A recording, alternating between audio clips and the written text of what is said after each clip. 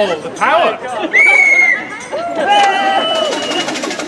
Good evening, everybody. I'm sorry about the weather. I did try and book glorious sunshine, but I don't have that kind of influence. Thank you, everybody, for coming. I know people have come quite some way. People in from Reading, people from out west, and obviously lots of people from Newbury. So thank you very much indeed. Many of you will know that we're here to make our voices heard and let the council know that their decisions tonight in the budget meeting that they're discussing at length should be framed within the climate crisis that we're facing.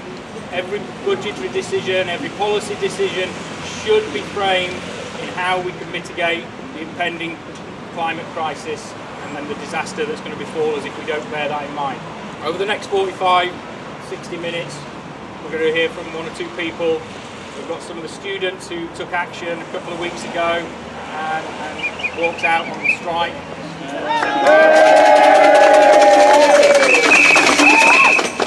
So we're going to be hearing from Emily, who's the head girl from St Bartholomew School shortly.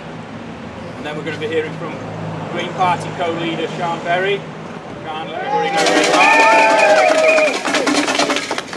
So, as you know, the community here in West Berkshire and Newbury in particular got together over Christmas and we managed to get over 2,000 signatures on a petition that has forced a debate in council to debate the climate crisis and climate change and how West Berkshire Council and how West Berkshire as a community are going to move and transition towards a zero carbon future.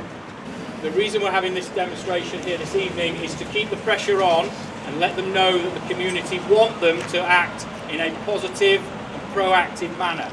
They need to, as I said, frame everything, and it's already having an effect. Conservatives are trying to get the green ground back off the community. They're promoting themselves as being the green future themselves here in West Berkshire. Don't believe a single word of it.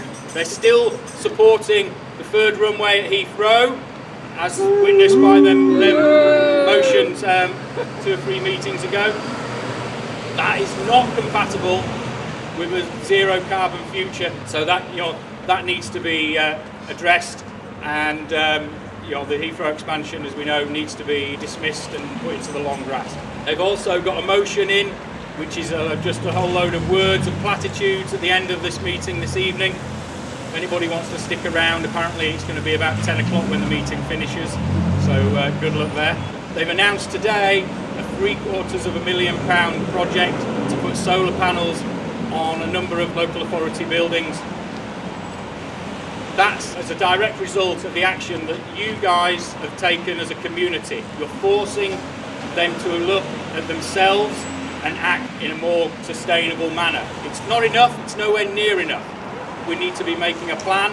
So with the debate that's scheduled for July now, the reason they're not debating it tonight is because you can't debate a petition from the public on a budget meeting, and you can't debate a public petition at the AGM, which is the next meeting just after the elections on the 2nd of May. So it's going to be July. It's a long way away, or it feels like a long way away, but there's so much more that we can do. Keep pressurising your councillors, keep pressurising the council. Make sure that you support the students when they come out on their student strike. They're going to need a lot of support, because as that moves on, certain people in the community are going to push back and say that they're just wasting time, they should be staying in school. They need to be pushing. As I said on the marketplace 2 or 3 weeks ago, they need to keep shouting, they need to keep striking, they need to keep their voice heard. It's a cliche, but they are our future, and we need to leave them a viable planet for them to have a viable future. Before I hand over to Sean, I'm going to hand over to Emily, who's going to come and say a few words on behalf of the students. So if you can give Emily and the students a big hand.